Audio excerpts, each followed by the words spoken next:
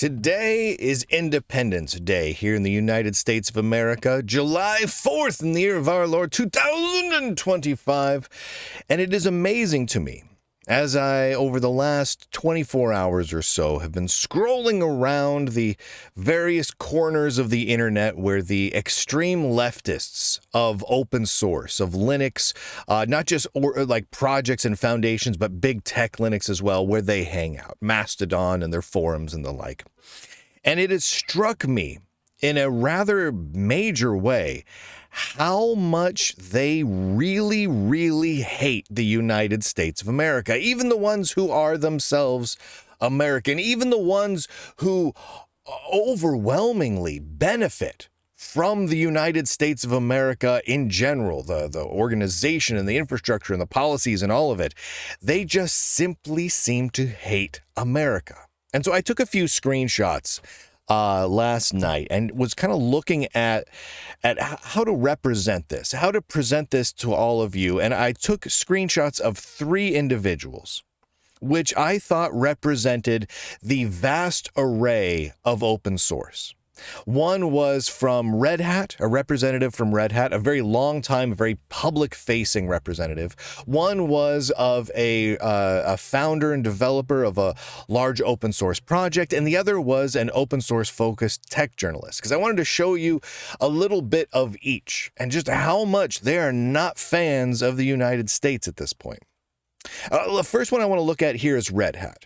This Red Hat Evangelist, Jan Wildeboer, says, quote, "The U.S. people celebrating Independence Day tomorrow feels like a sick joke to me." He posted this last night. Feels like a sick joke. And of course, he followed that up with a variety of different anti-American posts and resharing people who were expressing how much they dislike not just the current presidential administration or the whatnot, but just the idea of America in general. And he views, and this again, this is an official Red Hat representative. This is a Red Hat evangelist, where his job is to evangelize for Red Hat. And I want to make it clear that he's using the account he uses to evangelize for Red Hat. So it may not be a corporate controlled and owned account that he's posting this from, but it's the account he uses to do all of his work for Red Hat and IBM. And he's out there declaring that the celebrating Independence Day is a sick joke. And then, of course, there's Daniel Foray. Daniel Foray, many of you will have seen before. He's a very angry man, and he declared this yesterday. "Welp, America is over. It was pretty much terrible the whole time, to be honest." End quote. Ooh, that's spicy. That's a spicy one right there. Pretty much terrible the whole time. To be honest, America is over. And again, this is all in the lead up to Independence Day. This is all in the lead up to the 4th of July.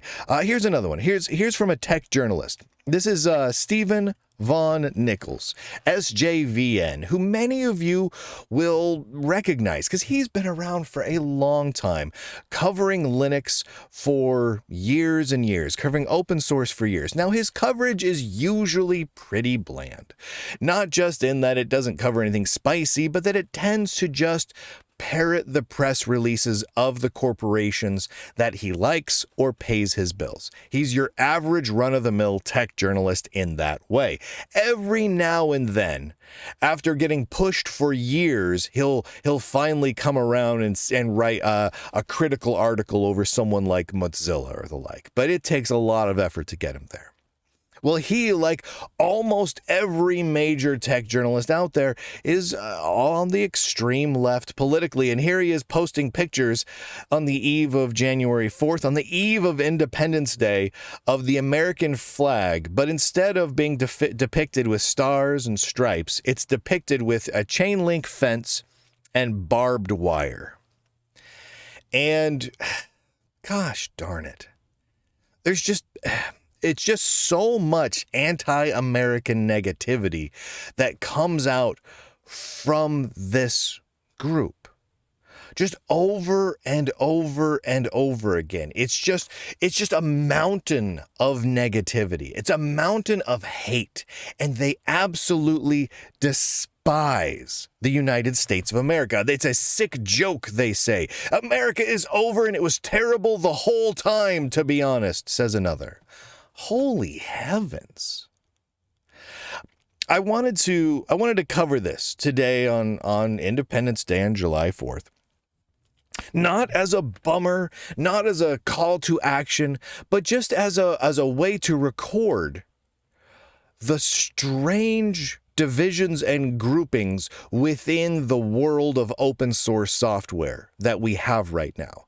Right now, as it stands in this very moment here in 2025, 95+% of all of the working tech journalists and tech news outlets, and that means all of the podcasters and YouTubers and people writing articles and the like in the open source world, are on the extreme left, to the point where they are openly declaring their absolute disdain and hatred for the existence of the United States of America, and often for Americans themselves.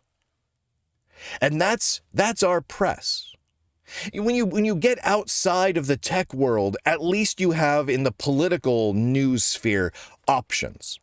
Right? And we can all agree that there are a large number of, in the regular news and political news world, there are a large number of very, very leftist organizations. And yes, they're very biased and on and on and on.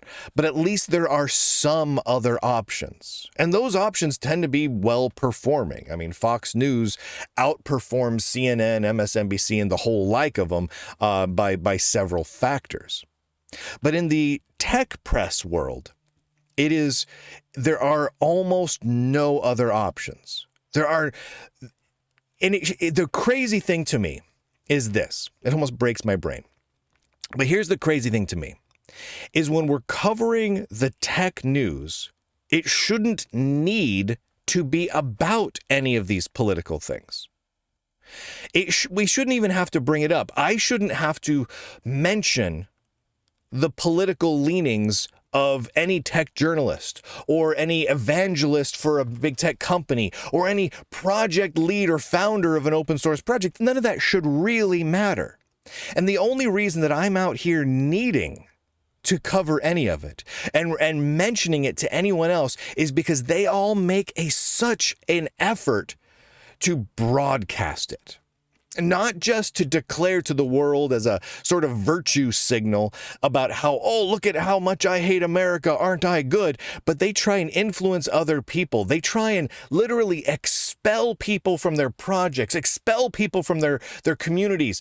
Specifically, they refuse to work with some people because they're not left-wing enough. And they're out there declaring that America is over or needs to be destroyed or is terrible or is just as a concentration camp of America, or all sorts of just crazy, nutty, hateful things. And someone in the tech news sphere needs to stand up and point to it and say, what are you doing? Not only are you not from the journalist side of things covering tech, and not only are you not from the big tech side of things or the tech project side of things effectively promoting your technology or your open source project, you're pushing people away. You're pushing people away not just from the thing that you make, but from the entire sphere altogether. I have heard from so many people over the last few years who have given up on using Linux in general and open source and just don't want any part of it because of all of these people. Because of the hate and the venom that they spit on a daily basis. Declaring that it is that Americans in general celebrating independence, you're a sick joke. That you're terrible the whole time. Barbed wire. We need to stand up against that sort of thing. Because not only are these people hurting their projects and their companies, and I don't know why some of them have jobs, to be honest with you. Because they are destroying their companies that they work for. But they are harming the concept of open source or free software. They're driving people away. I've literally heard people who are like, man, and it's not just a few people, but a lot of people who are like, man, I don't like Apple and I don't like Microsoft, but I'm certainly as heck not going to be working on the projects and be using the software from these crazy people. I'm just not going to do it. As bad as Apple and Microsoft are, and we all kind of agree they got problems, they don't want to be associated with this. So I mention it. So I cover it. So I make sure the things that they say are put in the spotlight of saying, hey, let's look at this and let's think about what they're doing and the damage and the harm that they're doing to all of us. It sucks, man. It really, really sucks. But I'm going to say straight up right now, that I object to all of this. I reject it outright because America is awesome, man. They're flat out. Neither open source software nor free software would exist without the United States of America. Both of those concepts originated right here in the USA.